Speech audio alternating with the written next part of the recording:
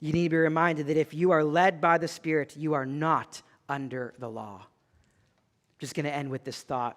Charles Spurgeon was a great preacher who lived a while ago, and he's now long since dead. But he, as talking about this verse, he said, listen, the law for those who are not in Christ is over them, like a rod to condemn them. But for the Christian, the law, you are not under the law anymore. What are you under? You are under grace. Where is the law then?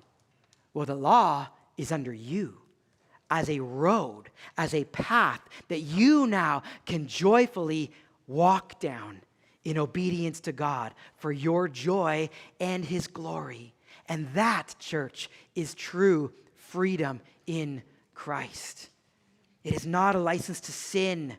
It is a responsibility to love each other, and it is a walking with the Spirit.